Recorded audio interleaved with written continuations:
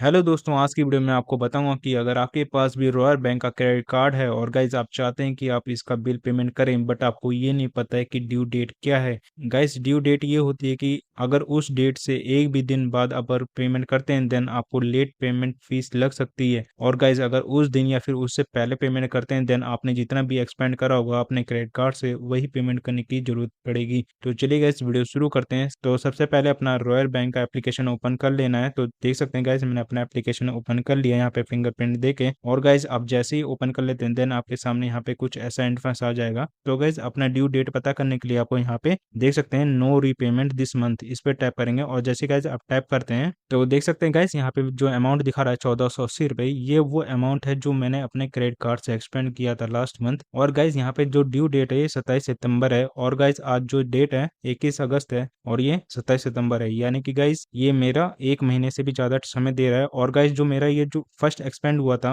1480 में, वो मेरा 9 अगस्त से स्टार्ट हुआ है। यानी कि गाइज मैंने जो 9 अगस्त को जो पेमेंट की थी वो मेरे को 27 सितंबर तक देने का टाइम है। यानी कि गाइज देख सकते हैं कितना लंबा यहाँ पे मेरा पीरियड दे रखा है। यानी कि गाइज 40 to 45 डेज का यहाँ पे मेरे को टाइम दिया है देने का। और गाइज जो मेरा स्टेटमेंट है वो 1 सितंबर को यहाँ पे मेरा पब्लिश हो जाएगा। तो गाइज इसी तरह से अपना देख सकते हैं कि आपको ड्यू डेट क्या है आपकी, और गाइज आप अपना पेनल्टी से बच सकते हैं। अगर गाइज आपके पास एक क्रेडिट कार्ड नहीं है बट आप चाहते हैं कि आपको एक क्रेडिट कार्ड अप्रूव हो, देन मैं अपनी डिस्क्रिप्शन में लिंक दे दूंगा, वहां से आप अप्लाई करते हैं देन आपको अप्रूव के चांसेस भी रहेंगे और आपको लिमिट भी अच्छी खासी मिलेगी। अगर गाइज आपको ये वीडियो पसंद आई हो तो प्लीज वीडियो को लाइक करना, अगर चैनल पर नए हैं तो चैनल को जरूर सब्सक्राइब करना। चलिए मिलते हैं नेक्स्ट वीडियो में, तब तक के लिए जय हिंद जय भारत।